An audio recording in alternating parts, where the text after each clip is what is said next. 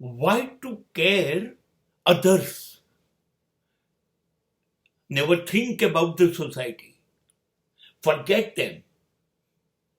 And if you will care what others are saying, remember that you will be insulted. You will be insulted. You will be insulted. Every time, every minute, it is their business.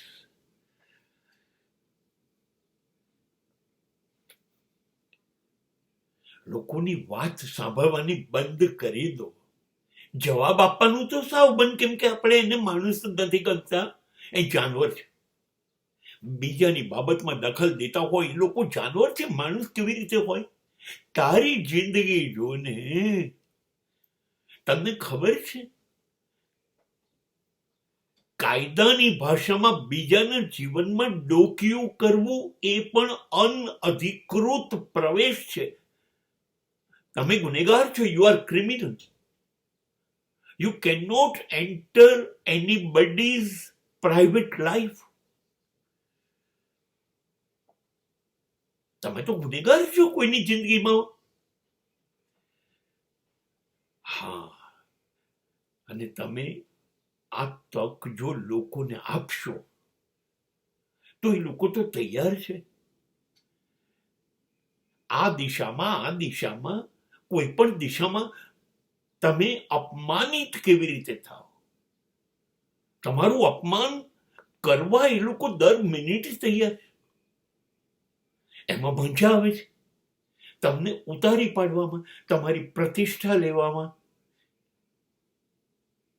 તમને બદનામ કરવામાં. અને આ થશે જ. હવે એ લોકો ગુનેગાર નથી, ગુનેગાર તમે છો. તમે કેમ તક આપી? કૂતરા ભસ્યા જ કરે.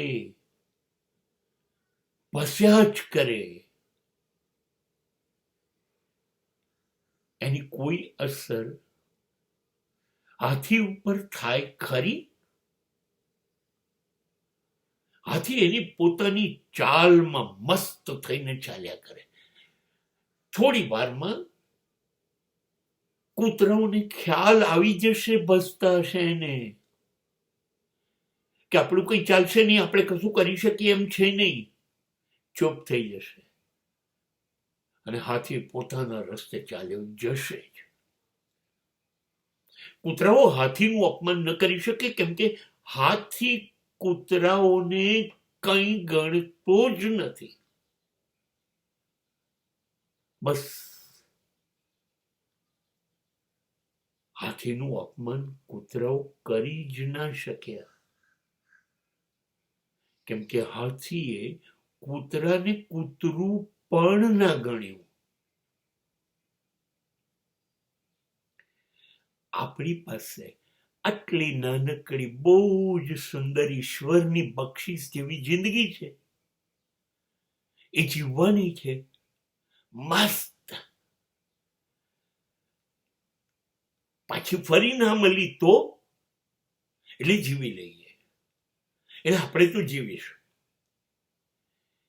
એ લોકોને જીવતા નથી આવડતું એટલે ઈર્ષ્યા થશે, આગ લાગશે એટલે બક્યા કરશે. બકવા દો, આપણે કોઈ પ્રોબ્લેમ નથી.